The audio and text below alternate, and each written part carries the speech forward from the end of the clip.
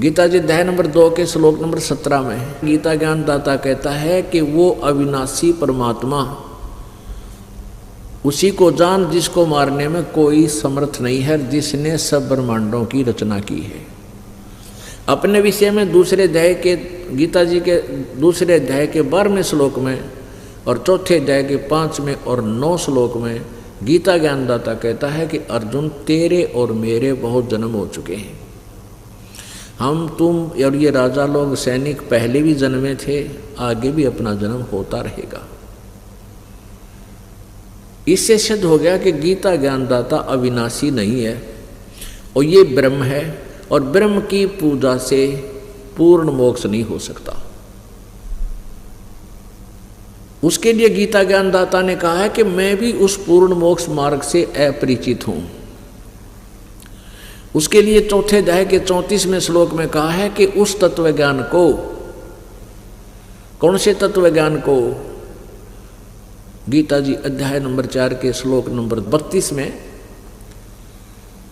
गीता ज्ञानदाता कह रहा है कि बहुत प्रकार के आध्यात्मिक यज्ञों की जानकारी विस्तार के साथ सच्चिदानंद घन ब्रह्म की वाणी में लिखी गई है, कही गई है,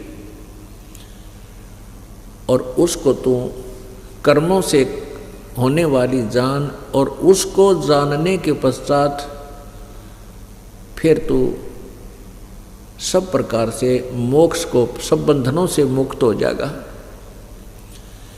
पुण्यात्मा, जिनको अभी तक किसी को भी तत्व ज्ञान नहीं था, किसी के पास सत्संग नहीं था, जिस कारण से सदग्रंथों के अनुवादों का भी अनर्थ कर डाला इन्होंने।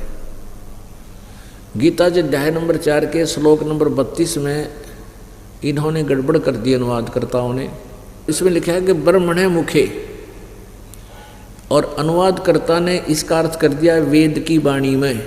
नहीं, यहां ब्रह्मणे मुखे का अर्थ है सच्चिदानंद घन ब्रह्म, यानी परम अक्षर ब्रह्म के मुखे माने मुख से उच्चारित उस अमृत वाणी में, उस परमात्मा द्वारा स्वयं बोले गए उस तत्व ज्ञान में ये सब ज्ञान विस्तार से कहा गया है।